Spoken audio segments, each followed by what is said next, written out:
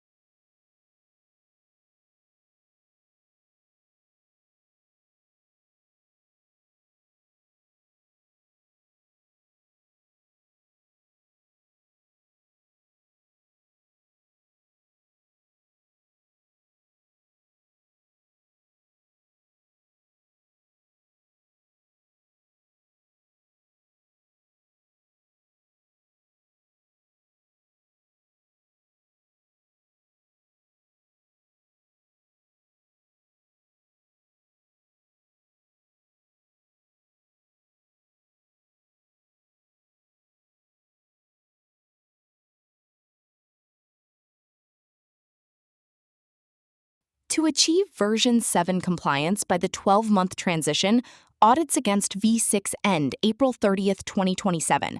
Follow this proven 5-step plan. Step 1. Gap analysis. 1 to 2 months. Map current processes against ISO 22002-X 2025 PRPs and Part 5 changes. Tools. FSSC's V7 Scheme Document from www.fssc.com. Identify gaps in membership, scopes, or witnessing. Step 2. System update. 2 months. Embed AI governance, sustainable packaging principles, including FLW design from Save Food, and subcategory licenses into your FSMS and accreditation procedures. Step 3. Staff training. 1 month. Train on food safety culture, allergens, GFSI competencies, and V7 specifics. Consider FSSC webinars. Step 4. Internal audit. 1 month. Run full V7 mock audits, focusing on witnessed FSSC audits and notifications. Step 5. Certification. Ongoing. Engage your CB for V7 upgrade audit between May 2027 and April 2028. Track progress quarterly. Start now for smooth transition. In summary, version 7's Part 5 strengthens AB roles through global ACI ties, precise scopes, FSSC-specific audits, AI definitions, and updated references, securing FSSC's global trust. With V6 audits permitted only until April 30th, 2027, the May 2027 deadline looms. Act today. Download full V7 scheme documents at www.fssc.com. Review change sheets and contact your CB to book a V7 upgrade audit. Resources include FSSC guidance on PRPs and AI. We now open the floor for questions and discussion. What's your biggest challenge? Please write your questions in the comment section below, and we will provide detailed answers. If you require personalized help with implementation or navigating the transition roadmap, please feel free to reach out to our team for a professional consultation.